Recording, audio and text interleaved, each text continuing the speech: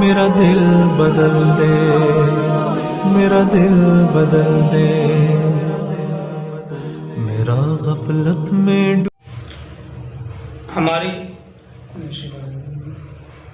ہماری آیت نمبر 93 سورہ مائدہ چل رہی ہے،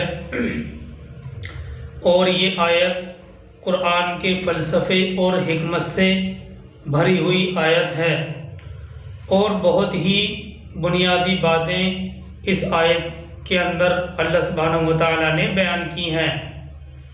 اس کے ترجمے میں جانے سے پہلے اس کے پس منظر کو بتلایا گیا تھا کہ شراب کے بارے میں اتنا سخت حکم قرآن میں آ گیا کہ شراب اور جوا یہ سب گندے کام ہیں، شیطانی کام ہیں، ان سے باز آ جاؤ۔ تو بہت سے صحابہ کو یہ تشویش لاحق ہوئی تھی کہ ہم جو اتنے عرصے تک شراب پیتے رہے تو یہ گندگی تو ہماری ہڈیوں میں بیٹھ گئی ہے، ہماری نس نس میں سرایت کر گئی ہے، تو ہم اب کس طرح پاک ہوں گے، اب کس طرح سے یہ گندگی ہمارے جسموں سے نکلے گی۔ یہ تشویش صحابہ کرام کو پہنچی تھی، اور یہ تشویش اپنی جگہ درست بھی تھی۔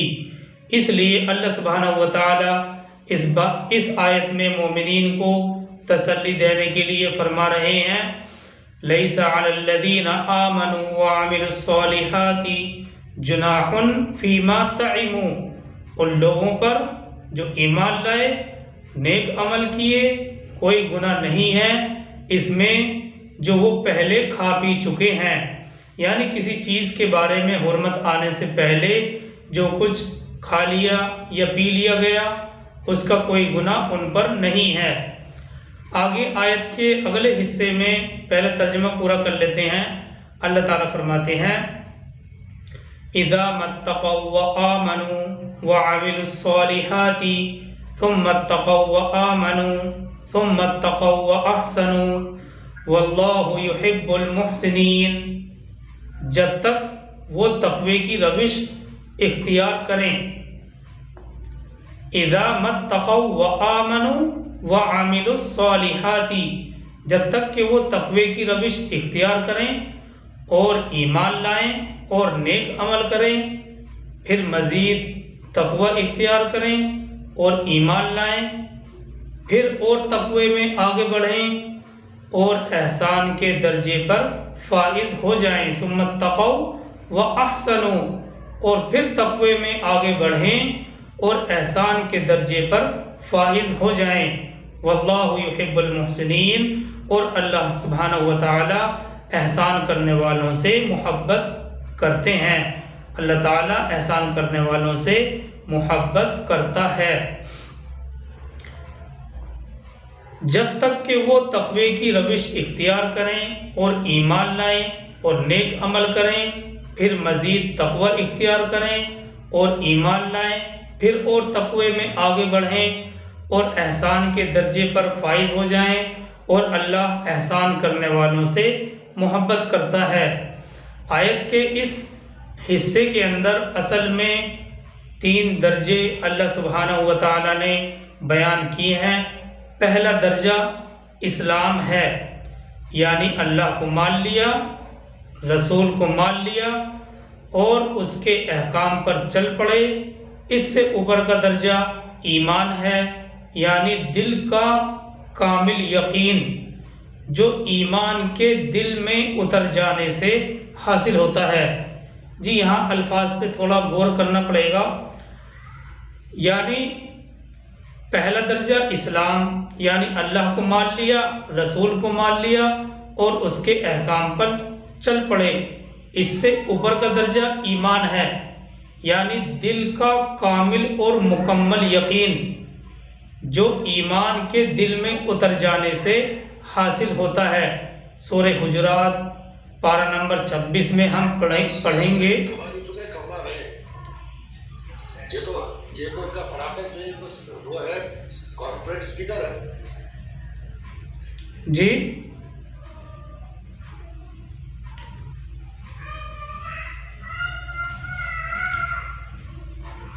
میرے خیال سے غلطی سے ہو گیا ہوگا.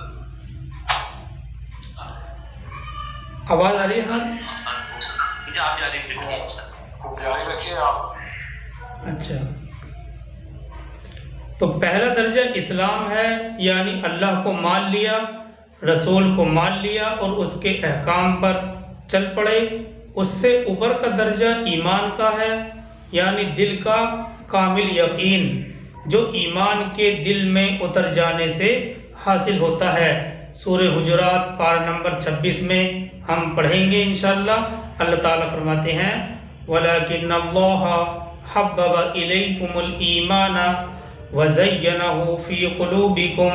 اللہ نے محبت ڈال دی تمہارے دل میں ایمان کی اور مزین کر دیا اس کو تمہارے دلوں میں. یعنی ایمان جب قلب میں اتر جائے گا تو اعمال کی کیفیت بدل جائے گی. ایمان جب قلب میں اتر جاتا ہے تو ایمان کی کیفیت بدل جائے گی، اعمال میں ایک نئی شان پیدا ہوگی، زندگی کے اندر ایک نیا رنگ داخل ہوگا اور اللہ سے محبت قائم ہو جائے گی. اور وہ رنگ خالص اللہ کا رنگ ہوتا ہے. صبغۃ اللہ ومن احسن من اللہ صبغہ ہم پڑھ چکے ہیں. یعنی ہم نے تو اختیار کر لیا ہے اللہ کے رنگ کو، اور اللہ کا رنگ اللہ کے رنگ سے بہتر اور کس کا رنگ ہوگا. اور اس سے آگے بڑھ کر جب ایمان عین الیقین کا درجہ حاصل کر لے تو یہی احسان کا درجہ ہے. نبی کی حدیث میں اس کی یہ کیفیت بیان کی گئی ہے ان تعبد اللہ کأنک تراہ فإن لم تکن تراہ فإنہ یراک. جیسا کہ یہ حدیث پہلے بھی ایک مرتبہ بیان کی گئی تھی، کیونکہ یہاں پر صراحت کے ساتھ اللہ سبحانہ وتعالیٰ نے احسان کے درجے کی طرف اشارہ کیا ہے، تو یہاں پر اس کو رکھنا مناسب ہوگا. ان تعبد اللہ کأنک تراہ فإن لم تکن تراہ فإنہ یراک. اللہ کے نبی صلی اللہ علیہ وسلم نے فرمایا یہ کہ تو اللہ کی عبادت اس طرح کر گویا کہ تو اسے دیکھ رہا ہے، اور اگر تو اسے نہیں دیکھ رہا، یعنی اگر یہ کیفیت دل کے اندر پیدا نہیں ہو تو پھر اللہ تو یہ کیفیت ہونی چاہیے کہ وہ تو مجھے دیکھ ہی رہا ہے. یعنی تم اللہ کی عبادت کرو، اس کی راہ میں بھاگ دوڑ کرو، اور اس میں تقوی کی کیفیت ایسی ہونی چاہیے جیسے کہ تم اللہ کو اپنی آنکھوں سے دیکھ رہے ہو. احسان کی یہ تعریف حدیث جبرائیل میں موجود ہے. تو اور جو حدیث جبرائیل ہے اصل میں اس حدیث کو ام السنہ کہا گیا ہے. ام السنہ یعنی حدیثوں کی جڑ، جیسا کہ سورہ فاتحہ کو ام القرآن کا نام دیا گیا ہے یا اساس القرآن کہا گیا ہے. اسی طرح جبرائیل، حدیث جبرائیل سنت کی اساس ہے. اس حدیث میں ہمیں یہ تفصیل ملتی ہے کہ حضرت جبرائیل علیہ السلام انسانی شکل میں سرکار دو عالم صلی اللہ علیہ وسلم کے پاس آئے. صحابہ کا مجمع لگا ہوا تھا. اس موقع پر انہوں نے یعنی جبرائیل علیہ السلام نے کچھ سوالات کیے تھے. حضرت جبرائیل نے سب سے پہلا سوال اسلام کے بارے میں نبی صلی اللہ علیہ وسلم سے پوچھا تھا. وہ حدیث تو کافی لمبی ہے، ہم خلاصے کے طور پر بتلا رہے ہیں. سب سے پہلا سوال حضرت جبرائیل علیہ السلام نے یہ کیا یا محمد اخبرنی عن الاسلام، یا محمد اخبرنی عن الاسلام، اے محمد صلی اللہ علیہ وسلم مجھے اسلام کے بارے میں بتلائیے. اس بات کے جواب میں آپ صلی اللہ علیہ وسلم نے ارشاد فرمایا کہ اسلام یہ ہے کہ تم اللہ کی گواہی دو کہ اس کے سوا کوئی معبود نہیں، اور محمد صلی اللہ علیہ وسلم اللہ کے رسول ہیں.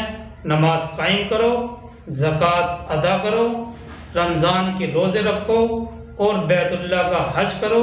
اگر تمہیں اس کے سفر کی استطاعت ہو۔ اللہ کے نبی صلی اللہ علیہ وسلم نے ان باتوں کا اس سوال کے جواب میں یہ بات ارشاد فرمائی، اسلام یہ ہے کہ تم اللہ کی گواہی دو کہ اللہ کے سوا کوئی معبود نہیں اور محمد صلی اللہ علیہ وسلم اللہ کے رسول ہیں، نماز قائم کرو، زکوٰۃ ادا کرو، رمضان کے روزے رکھو اور بیت اللہ کا حج کرو اگر تمہیں اس کے لیے سفر کی استطاعت ہو، یعنی سفر کے جو اخراجات ہیں ان کو برداشت کرنے کی طاقت ہو۔ تو اگر سفر کی استطاعت ہو تو بیت اللہ کا حج کرو۔ تو دیکھیے یہاں اسلام کے ضمن میں اعمال کا بھی ذکر آ گیا، جیسے ہی اللہ کے نبی صلی اللہ علیہ وسلم نے باتیں بیان کی تو اسلام کے ضمن میں اعمال کا بھی ذکر کر دیا گیا، نماز قائم کرو، زکوٰۃ ادا کرو، رمضان کے روزے رکھو، بیت اللہ کا حج کرو، ان کا تعلق اعمال سے ہے۔ تو نبی صلی اللہ علیہ وسلم نے یہاں اسلام کے ضمن میں اعمال کا بھی ذکر کر دیا، اور پھر جبرائیل علیہ السلام نے کہا مجھے ایمان کے بارے میں بتلائیے۔ اس پر اللہ کے نبی صلی اللہ علیہ وسلم نے ارشاد فرمایا کہ تم ایمان لاؤ اللہ پر، اس کے فرشتوں پر، اس کی کتابوں پر، اس کے رسولوں پر، آخرت کے دن پر اور تقدیر کی اچھائی اور برائی پر۔ یہ ایمان سے متعلق بیان کیا گیا کہ تم اللہ پر ایمان لاؤ، اس کے فرشتوں پر، اس کی کتابوں پر، اس کے رسولوں پر، آخرت کے دن پر اور تقدیر کی اچھائی اور برائی پر۔ اب دیکھیے یہاں ایمان سے متعلق جو باتیں بتلائی گئیں، یہاں ایک نقطہ قابل غور ہے، ایک بات قابل غور ہے، نقطے کی ہے کہ ایمان تو اسلام میں بھی موجود ہے، ایمان تو اسلام میں بھی موجود ہے، یعنی زبانی اور قانونی طور پر ایمان موجود ہے، لیکن دوسرے درجے میں ایمان کو اسلام سے الگ کیا گیا ہے اور اعمال صالحہ کا تعلق ایمان کے بجائے اسلام سے بتلایا گیا ہے۔ ایمان تو اسلام میں بھی موجود ہے، یعنی زبانی اور قانونی ایمان، لیکن دوسرے درجے میں ایمان کو اسلام سے الگ کیا گیا ہے اور اعمال صالحہ کا تعلق ایمان کے بجائے اسلام سے بتلایا گیا ہے۔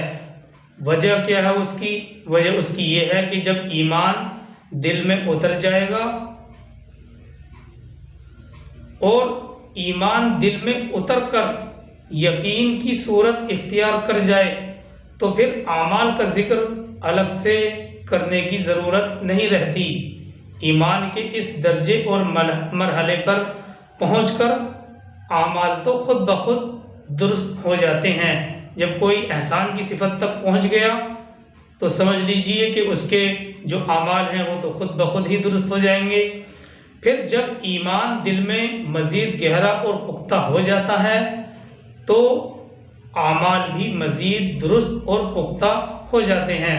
مثال کے طور پر درخت جیسے جیسے اوپر جاتا ہے اسی نسبت سے جڑیں نیچے تک گہرائی میں اتر جاتی ہیں۔ درخت جیسے جیسے اوپر جائے گا ویسے ویسے جڑیں نیچے گہرائی میں زمین میں اتر جاتی ہیں۔ آسان الفاظ میں ہم یہ بھی کہہ سکتے ہیں کہ ایمان کی جڑ نے دل کی زمین میں قرار پکڑا تو اسلام سے ایمان بن گیا۔ جب یہ جڑ مزید گہری ہوئی تو تیسری منزل احسان کی صفت تک پہنچ گئے اور یہاں آ کر مزید اعمال میں نکھار پیدا ہوا۔ چنانچہ جب حضرت جبرائیل علیہ السلام نے احسان سے متعلق آپ صلی اللہ علیہ وسلم سے پوچھا تو آپ نے یہی فرمایا تھا کہ احسان یہ ہے کہ تم اللہ کی عبادت اس طرح کرو گویا کہ تم اسے دیکھ رہے ہو۔ سرکار دو عالم صلی اللہ علیہ وسلم کا یہ جواب 3 روایتوں میں 3 مختلف الفاظ سے نقل ہوا ہے۔ نبی صلی اللہ علیہ وسلم کا یہ جواب تقریباً 3 روایتوں میں 3 مختلف الفاظ سے نقل ہوا ہے، اور تینوں روایتوں میں معنی یکساں ہیں، معنی برابر ہیں، یعنی ایک بندہ مومن اللہ کی بندگی، اللہ کی پرستش، اللہ کے لیے بھاگ دوڑ، اللہ کے لیے عمل میں ایسی کیفیت حاصل کر لے کہ وہ اللہ کو اپنی آنکھوں سے دیکھ رہا ہے۔ تو جب اللہ سبحانہ و تعالی سامنے ہوں گے تو غور کر لیجئے پھر کیسی کیسی ہماری عبدیت کے جذبات ہوں گے، کیسے کیسے ہماری عبدیت کے جذبات ہوں گے، کیسی کیسی ہماری قلبی کیفیات ہوں گی۔ یہ کیفیت اس دنیا میں بھی حاصل ہو سکتی ہے، لیکن حقیقت میں یہ بہت کم لوگوں کو حاصل ہوتی ہے۔ چنانچہ اگر یہ کیفیت حاصل نہ ہو تو احسان کا اس سے نچلا درجہ بھی ہے، یعنی کم سے کم یہ بات تو ہر وقت سامنے رہنی چاہیے، ہر وقت مستحضر رہنی چاہیے کہ اللہ مجھے دیکھ رہا ہے۔ تو یہ ہیں وہ 3 درجے جن کا اس آیت یعنی سورہ مائدہ آیت نمبر 93 کے اندر ذکر کیا گیا ہے۔ الفاظ پر غور کرتے ہیں۔ اذا متقوا وآمنوا وعملوا الصالحات، پھر تقوی میں مزید اضافہ ہوا اور تقوی نے آپ کو مزید اوپر اٹھایا، تو اب آپ کے دل میں یقین والا ایمان پیدا ہو گیا۔ چنانچہ ثم اتقوا وآمنوا میں یقین والے ایمان کی طرف ہی اشارہ ہے، اس لیے یہاں عمل صالح کا الگ سے ذکر نہیں کیا گیا۔ پہلے اعمال صالحہ کا ذکر کیا گیا تھا، اذا اتقوا وآمنوا وعملوا الصالحات، پھر تقوی میں مزید اضافہ ہوا اور تقوی نے آپ کو مزید اوپر اٹھایا، تو اب آپ کے دل میں یقین والا ایمان پیدا ہو گیا۔ چنانچہ آگے فرمایا گیا ثم اتقوا وآمنوا، ان جملوں میں یقین والے ایمان کی طرف اشارہ ہے، اس لیے یہاں عمل صالح کا الگ سے ذکر نہیں کیا گیا، اس لیے کہ جب ایمان دل میں اتر گیا تو اعمال تو خود بخود درست ہو گئے۔ پھر تقوی اگر مزید ترقی پر ہے، ثم اتقوا، پھر الفاظ ہیں دیکھیے، ثم اتقوا، تو اس کے نتیجے میں وَأَحْسَنُوا کا درجہ آ جائے گا، یعنی انسان احسان کے درجے پر فائز ہو جائے گا، ترقی کرتا کرتا وہ احسان کے درجے پر پہنچ جائے گا۔ اللہ سبحانہ و تعالیٰ سے دعا ہے کہ اللہ سبحانہ و تعالیٰ پروردگار ہم سب کو بھی اس درجے تک پہنچنے کی توفیق نصیب فرمائے۔ اللہم ربنا اجعلنا منہم، اے اللہ ہم سب کو بھی اس درجے تک پہنچنے کی توفیق نصیب فرما۔ ایمان، اور دیکھیے ایمان اور تقوی کے ساتھ اعمال صالحہ کے اس تعلق کو سمجھنے کے لیے نبی صلی اللہ علیہ وسلم کی ایک حدیث، نبی صلی اللہ علیہ وسلم کا ایک فرمان ہمارے سامنے رہنا چاہیے، جس کو بخاری میں کتاب الایمان کے اندر ذکر کیا گیا ہے۔